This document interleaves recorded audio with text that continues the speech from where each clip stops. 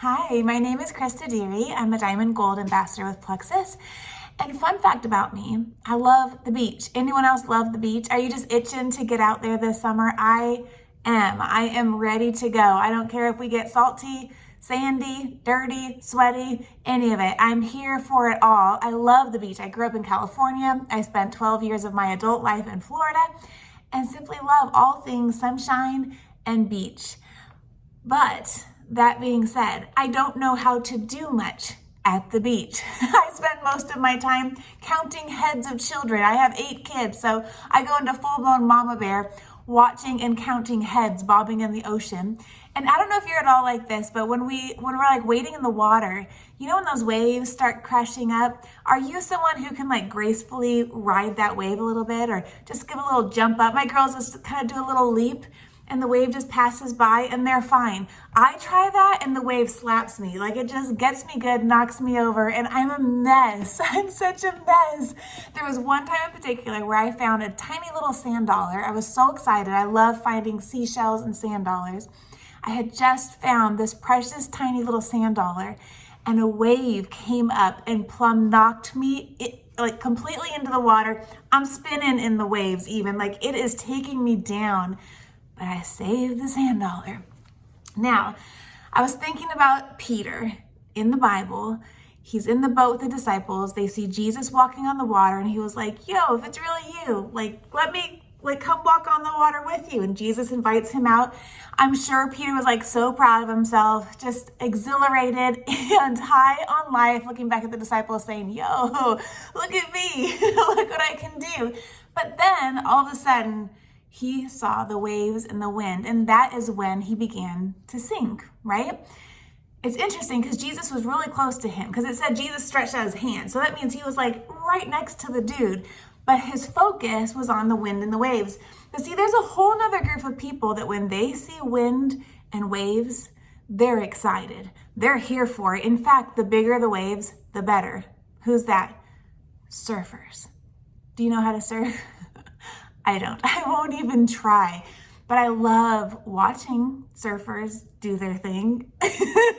Now, at the risk of sounding completely ridiculous, since I don't even know what I'm talking about with the sport, let me just move into this for a second. You're probably wondering, where are we going, Krista? Talking about the beach and sand dollars and now Peter and surfers. I mean, seriously? Okay, hang with me. When you're sitting on the shore and you're watching professional surfers, does a professional surfer catch every single big wave? And if they catch the wave, do they ride it perfectly every time? Or are there times that they kind of get on it and lose it? Or it's just a bit of a flop? And if it's a flop, does that mean they are no longer professional surfers? Like, should they just quit the sport if they miss a wave or they have one that doesn't go so well? In between waves, are they just sitting on their board saying, man, sure wish another wave would come and make me a rock star. That'd be great. Just waiting for a wave, like total Eeyore syndrome. Have you ever had Eeyore syndrome? Well, but guess nobody likes me. That's Eeyore, moping around, just whining and complaining. I don't want to have Eeyore syndrome. I hope you don't either. Do surfers do that? Do they just sit on the board just like, man, what's up with this ocean? I just got to find a new ocean with good waves, man. No, they don't do that. They're in position, ready to go. They've studied the patterns of the waves. They know what they're looking for. They know where to be. They know what to do. And when that wave comes, they ride it. You know, in our industry, there are these key, unique, amazing seasons where momentum hits, where a wave of momentum strikes. And as a professional network marketer, you can actually be studying the patterns and the seasons and have a sense of when that's coming. And you can be in position to ride it out fully. Now, on the flip side, if that means you're not perfectly in the peak of momentum right now, riding the wave of momentum, does that mean you're not good at what you do? Does that mean you're a failure? Does it mean you should just quit? No. That's ridiculous. It's ridiculous if you're like looking at the surfers, right? It's ridiculous if they're not catching a wave that we would think they should just quit. They're no good at what they do. No, they're just waiting for the next wave. Not waiting, strategically watching for the next wave. In preparation mode. They're ready. They're ready. And so you as a network marketer, maybe you find yourself not in the peak of momentum. You're still good at what you do. Do you know that? You're still good at what you do, but you can't just be sitting on your board hoping a wave comes. I hope you're in preparation. You're in position. You're fully ready, watching and geared up to lead your team into the next wave, into that next swell of momentum.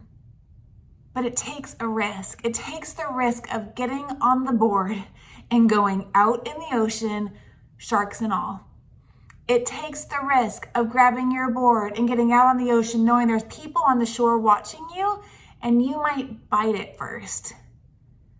You might miss the wave at first. You might go tumbling in the water at first. You might mess up plenty of times. Don't you know professional surfers did too, and they still do.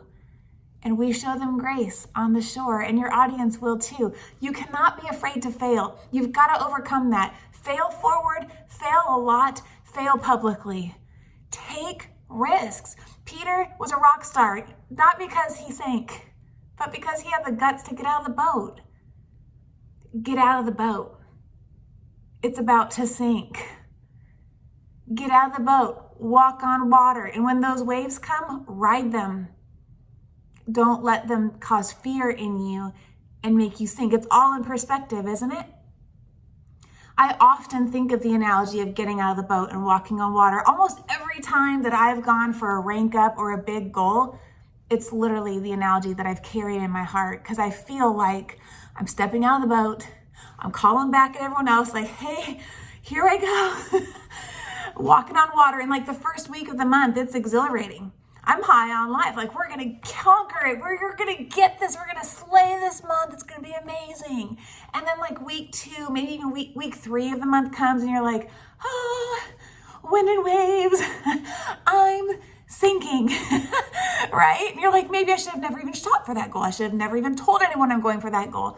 And this is like the most critical moment for you, where you have to choose to press on, where you have to choose that you are in it to win it, staying above the water, riding out that wave and seeing it through to completion. So my encouragement to you, my only encouragement and thought in any of this is to empower you to take risks, to be in preparation, to be mindful of the waves, to know even how you define success. Success is way more than whether or not you're on the leaderboard and on the peak of momentum right now.